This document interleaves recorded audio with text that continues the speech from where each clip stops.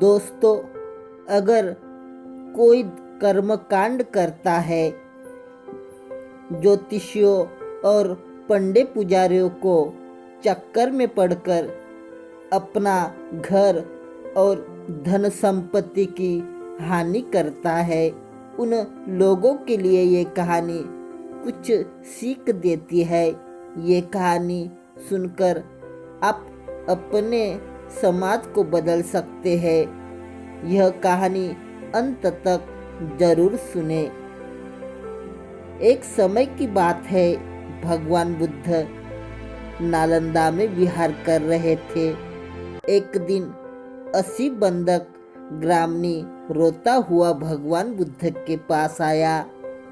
भगवान बुद्ध ने उससे पूछा, क्या हुआ बेटा, क्यों रो रहे हो? भगवान, कल मेरे बूढ़े पिता की मौत हो गई, लेकिन रोने से तो वह वापस नहीं आ सकते। मैं समझता हूँ भगवान कि रोने से कुछ नहीं होगा, लेकिन मैं आपके पास आया हूँ कि आप मेरे दिवंगत पिता के लिए कुछ कीजिए। मैं क्या कर सकता हूँ तुम्हारे दिवंगत पिता के लिए? भगवान, आप जरूर कुछ कर सकते हैं। आप तो करुणा सागर और शक्तिमान है।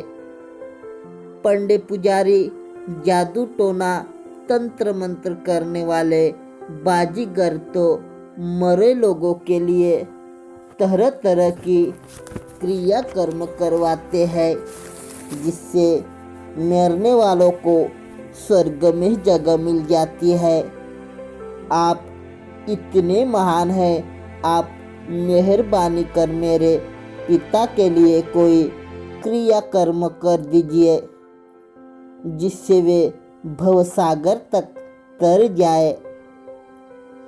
भगवान बुद्ध ने उसकी दशा देखकर समझ लिया कि केवल शब्दों से समझाने से यह नहीं समझेगा। भगवान बुद्ध ने उस युवक से 2 मिट्टी के धड़े लाने को कहा। युवक ने ले आया। बुद्ध ने उससे कहा कि एक धड़े में कंकड़ पत्थर और दूसरे में मक्खन भर दो।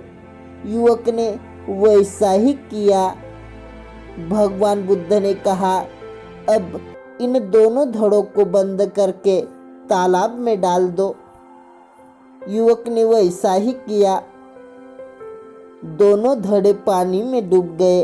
भगवान बुद्ध ने कहा, अब एक बांस ले आओ और बांस से दोनों धड़े फोड़ दो। युवक खुश था कि इधर धड़े फूटे और उधर उसके पिता के लिए स्वर्ग का दरवाजा खुले।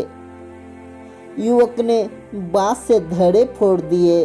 धड़े फूटते ही घी और मक्खन पानी के ऊपर तैरने लगे और कंकड़ पत्थर तालाब की तह में चले गए। भगवान बुद्ध ने उस युवक से कहा, इतना क्रियाकर्म तो मैंने करवा दिया है, अब अपने पंडित पुजारियों को बुलाकर उनसे तंत्र मंत्र के जरिए घी को पानी के नीचे और कंकड़ पत्थर को पानी के ऊपर लाने को कहा। मैं भी देखूं वे कैसे कर पाते हैं। भगवान, आप तो मजाक कर रहे हैं, ऐसा कैसे हो सकता है? कंकड़ पत्थर पानी से भारी है, इसलिए नीचे ही रहेंगे, और घी मक्खन पानी से हल्के हैं, इसलिए पानी के ऊपर तैरेंगे, नीचे नहीं जा सकते। यह प्रकृति का नियम है।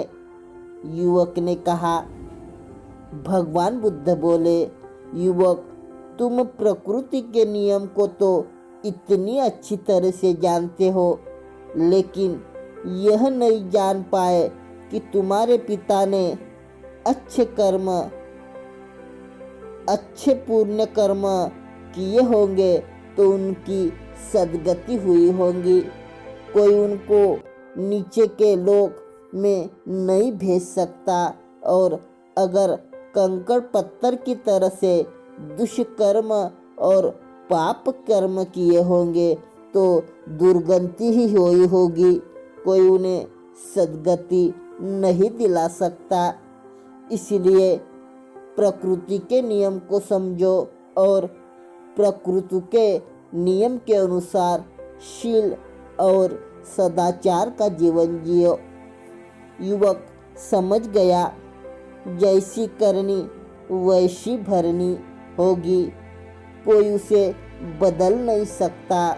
हमें भी पंडित पुजारियों, ज्योतिषियों और देवी देवताओं के चक्कर में न पड़कर शील सदाचार का जीवन जीकर पुण्य कर्म करने चाहिए और पाप कर्मों से बचना चाहिए।